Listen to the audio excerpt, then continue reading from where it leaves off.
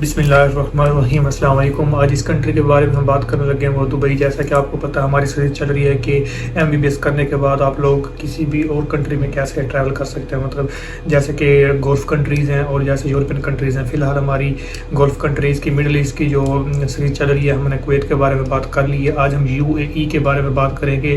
तो पहले मैं आपको बताता चलूँ कि इस वीडियो में हम कौन कौन सी चीज़ें डिस्कस करेंगे ताकि आपको भी एक आइडिया हो जाए, एक स्केच हो जाए।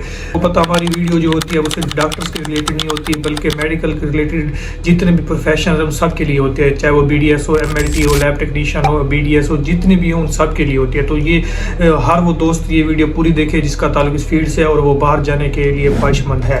तो इंशाल्लाह इस वीडियो में आपको ईच एंड एवरी इन्फॉर्मेशन मिलेगी और आप कैसे अप्लाई कर सकते हैं और कैसे जा सकते हैं। बल्कि मैं आपको बताता हूँ इस वीडियो में हमने कौन कौन से पॉइंट डिस्कस करने हैं। सबसे पहले हमने रिक्वायरमेंट डिस्कस करनी है, क्राइटेरिया डिस्कस करना है, पाथवे डिस्कस करने हैं, सैलरीज डिस्कस करनी है। इंशाल्लाह हम जो है एग्जाम डिस्कस करेंगे कि कौन कौन से एग्जाम्स होते हैं। और इंशाल्लाह हम इस वीडियो में ये भी डिस्कस करेंगे कि एग्जाम की प्रिपरेशन आप लोग कैसे कर सकते हैं, कि लैंग्वेज कौन सी इस्तेमाल की जाती है। और फिर मैं आपको ये बताऊंगा कि UAE में जाने के डिसएडवांटेजेस क्या हैं, बेनिफिट्स क्या हैं। हर चीज़ इंशाल्लाह आपको इस वीडियो में मिलेगी। बेसिकली मैं आपको थोड़ा सा ओवरव्यू देता चलूँ कि UAE है क्या। UAE stand for United Arab Emirates. तो इसमें बहुत सी स्टेट्स आती हैं। हमारे जहन में ये होता है कि सिर्फ दुबई नहीं, इसके अलावा और भी बहुत सी स्टेट्स हैं। दुबई में जाना भी आसान है, लेकिन जो और स्टेट्स है ना UAE की, उसमें जाना बेहद आसान होता है ना, क्योंकि वहाँ पे लोग ज़्यादा प्रेफर नहीं करते। बस हर बंदे के जहन में होता है कि मैं दुबई जाना है। और भी बहुत सी स्टेट्स हैं UAE की अंडर जो आती हैं, वो उसमें मैं आपको 7 नाम बताता हूँ जो UAE की स्टेट्स हैं। सबसे पहले जो UAE की स्टेट आती है वो है दुबई,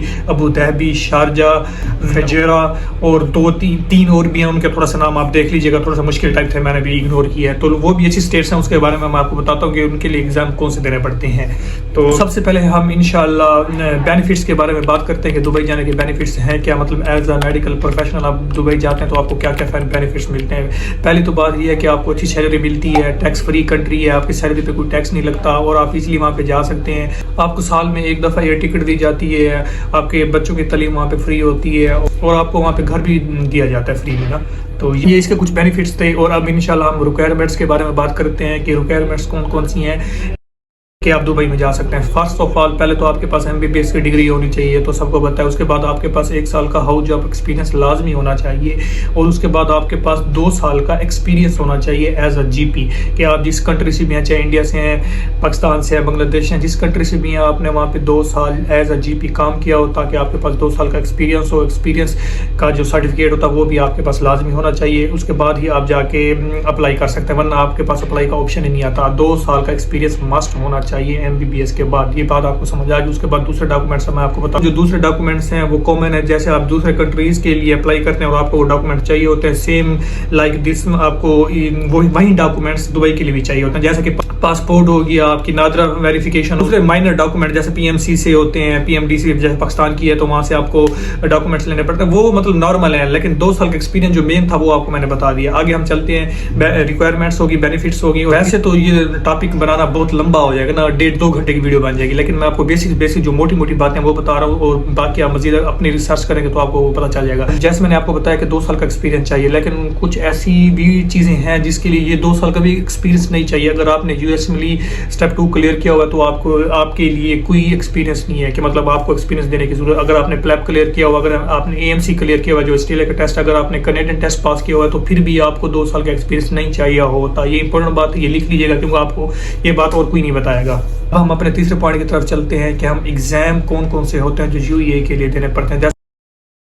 इसमें 4 टेस्ट एप्लीकेबल होती हैं, तो वो आपको मैं अब 4 टेस्ट बताता हूँ कौन कौन से होते हैं। सबसे पहले जो होता है हार्ड, HARD हार्ड एग्जाम होता है, जो कि कहते हैं लोग कि मुश्किल होता है दूसरे टेस्ट की निस्बत ना। हार्ड बेसिकली ये अबू धाबी के लिए, सिर्फ ये जो टेस्ट होता है ना अबू धाबी के लिए आपको देना पड़ता है। हार्ड के बारे में बताता हूँ, इसमें होता क्या, ये इसमें रिटर्न भी होता है, ओरल भी होता है और आपको और तीसरा उसकी भी होता है। MCQs जो होते हैं वो 100 MCQs होते हैं और हर MCQs के लिए आपके लिए 90 सेकंड होता है। हार्ड एग्जाम आप सिर्फ जिंदगी में 3 दफा दे सकते हैं और अगर आप एक दफ़ा फेल हो गए तो दोबारा आपको 3 मंथ वेट करना पड़ेगा, दोबारा आपको फिर हार्ड एग्जाम देना। हार्ड एग्जाम देने के बाद आप सिर्फ अबू धाबी में जॉब कर सकते हैं। अबू धाबी जो UAE की स्टेट है, सिर्फ आप वहीं पे जॉब कर सकते हैं और ये टेस्ट वैलिड होता है 3 साल के लिए। हर मेडिकल फील्ड से ताल्लुक़ रखने वाला, चाहे वो जिसने BDS की हुई है, चाहे जिसने MLT की हुई है, चाहे लैब टेक्नीशियन है, जो भी है जो अबू धाबी में काम करना चाहता है उसको हार्ड एग्जाम देना पड़ता है। उसके बाद उसको जाके फिर वहाँ पे जॉब्स मिलती हैं। तो अगर आप 3 दफ़ा फेल हो गए हार्ड एग्जाम में तो आपको चौथी ट्राई नहीं मिलती। तो ये आप केयरफुली दीजिएगा। और आपको मैं इसकी फ़ी बताता चलूँ, जो इसकी फ़ी है वो है 3000 दरहम। तो आप फिर अपनी कंट्री के मुताबिक बना लें कि आपकी कंट्री में दरहम कितने का चल रहा है, तो आपको पता चल जाएगा 3000 दरहम कितने के बनते हैं। तो दूसरा जो एग्ज़ाम है वो हमारे पास है DHA, दुबई हेल्थ अथॉरिटी। तो ये एग्ज़ाम थोड़ा सा इजी होता है कंपैरिजन अगर हम करें तो हाथ से। अक्सर लोग देते भी यही है कि वो हर बंदे की प्रेफरेंस यही होता है कि वो दुबई में जाके काम करे ना।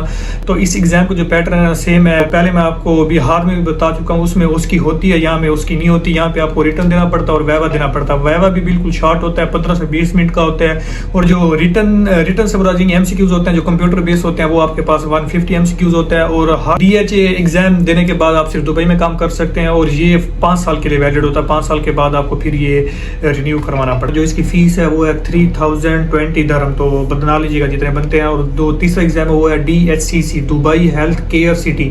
तो ये भी सेम लाइक DHA की तरह होता है, लेकिन इसकी जो फी है वो कम होते हैं, तो लोग इसलिए इसको भी प्रेफर करते हैं। लेकिन इसमें जो हॉस्पिटल है वो बहुत कम आते हैं। हार्वर्ड इंटरनेशनल हॉस्पिटल्स हैं, वही हॉस्पिटल इसमें आते हैं। ये टेस्ट देने के बाद आप सिर्फ उन्हीं हॉस्पिटल में लग सकते हैं। तो इसकी जो फी है वो है 280 दरहम। तो जो तीसरा हमारे पास एग्जाम है वो MO है, जिसको हम मिनिस्ट्री ऑफ हेल्थ बोलते हैं। ये एग्जाम जो है UAE की जो 5 स्टेट्स रह गई हैं उसके लिए एप्लीकेबल होता है। तो इस टेस्ट को देने के बाद आप उस स्टेट्स में जितने भी हॉस्पिटल्स हैं वहाँ पे लग सकते हैं। तो अभी क्राइटेरिया तकरीबन ऑलमोस्ट सेम ही है लाइक दैट DHA।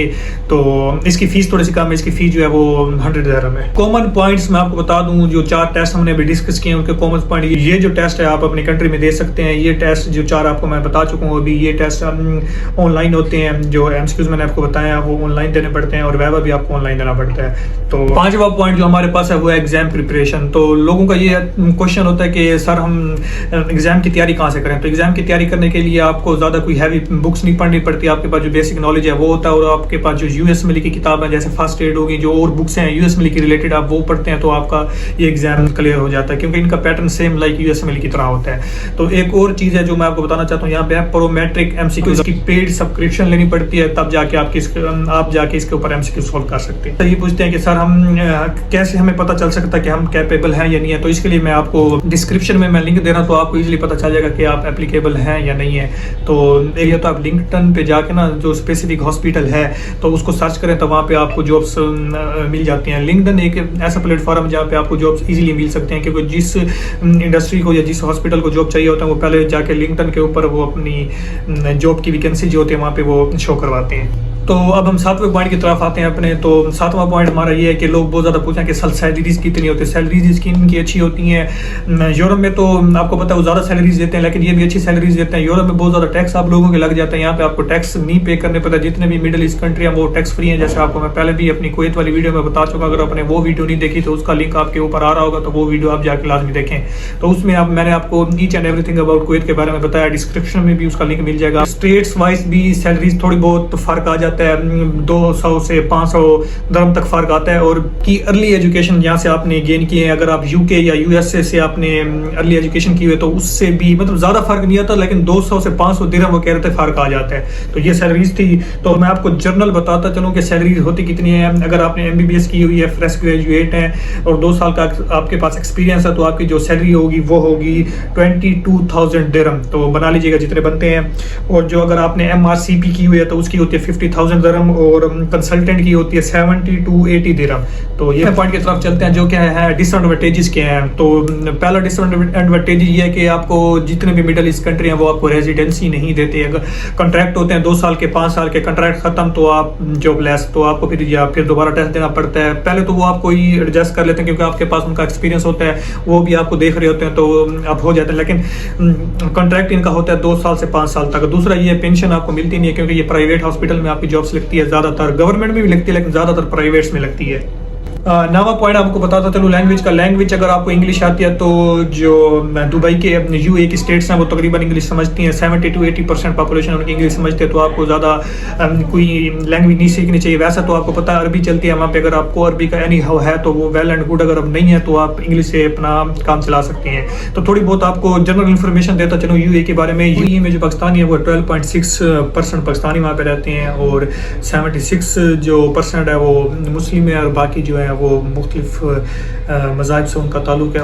28 to 30% वहाँ पे इंडियन रहते हैं। तो आपको ज़्यादा लैंग्वेज का भी मसला नहीं होता, क्योंकि तकरीबन ऑलमोस्ट अबाउट 30 to 40% जो उनकी आबादी है वो उर्दू भी समझ आती है। उर्दू हिंदी जैसे लाइक सेम है ना, तो वो भी समझ आती है। प्रोसीजर की बात हम कर लेते हैं कि प्रोसीजर क्या है, लेकिन इसके ऊपर मैं डिटेल वीडियो अगर आप लोग कहेंगे तो वो बना देंगे कि कैसे कैसे अप्लाई करना है। मैं बिल्कुल आपको करके दिखाऊंगा, क्योंकि एक दो कमेंट मुझे ऐसे भी हैं रिसीव हुए हैं कि सर हमें फिर भी तरीका नहीं आ रहा। वेबसाइट पे हालांकि लिंक भी दिए होते हैं, आसान होता है, आप यूज़ कर सकते हैं, लेकिन आपको अगर फिर भी तरीका ना तो आप मुझे बताइएगा, मैं एक प्रॉपर वीडियो बना दूंगा जिसके ऊपर मैं अपने लैपटॉप के ऊपर मैं आपको समझाऊंगा कैसे कैसे आप लोग अप्लाई कर सकते हैं। पहला जो है शरियान सेल्फ असेसमेंट पोर्टल पे आप जाके लॉगिन करते हैं, अपना अकाउंट बनाते हैं, और वहाँ पे जो कि फ्री है आपके, वहाँ पे डॉक्यूमेंट्स को अपलोड करते हैं। अपलोड करने के बाद आप डॉक्यूमेंट्स अपलोड करने के बाद वो आपको फिर आगे प्रोसेस बताता जाएगा। आप जैसे वो बताता जाए आप उसको करते जाइएगा। जो डिस्क्रिप्शन में लिंक दिए हैं उनमें कुछ जो है अरेबिक में है, लेकिन ऊपर आप बिल्कुल फर्स्ट पे जाएंगे तो वहाँ पे इंग्लिश में भी लिखा होगा ना। तो ये था आज के बारे में दुबई में आप लोग जॉब्स कैसे ढूंढ सकते हैं। उम्मीद करता हूँ आपको ये वीडियो अच्छी लगेगी, लेकिन एक दो डिसएडवांटेजेस भी कह सकते हैं, लेकिन आखिर में एक दो और पॉइंट मैं आपको बताता चलूँ। अगर वहाँ के लोकल पर्सन का 100% भी कसूर हो, लेकिन फिर भी वो जेल में नहीं जाएगा, जेल में फिर भी आपको जाना पड़ेगा। तो वहाँ पे आपको सर झुका के काम करना होता है, अपने काम से काम रखना होता है। और बस यही था दुबई के बारे में, यूएई के बारे में। अगर आपको मजीद कोई इन्फॉर्मेशन चाहिए आप मुझे ज़रूर बताइएगा, लेकिन मैं अपनी को पूरी कोशिश करता हूँ कि आपको ऑथेंटिक से ऑथेंटिक बात बताऊँ। अगर कोई ऊपर नीचे बात हो गई है तो आप लोग कंप्रोमाइज़ कीजिएगा। लेटेस्ट जो अपडेट वो आती रहती है, इसलिए मैं आपको डिस्क्रिप्शन में लिंक दे रहा हूँ ताकि आप लोग उससे खुद भी पढ़ते रहें और आपको उससे नॉलेज होता रहे। तो ये थी आज की वीडियो। आपका अपना दोस्त भाई डॉक्टर मियां मोहम्मद मुस्लिम कुरैशी। अल्लाह हाफिज़।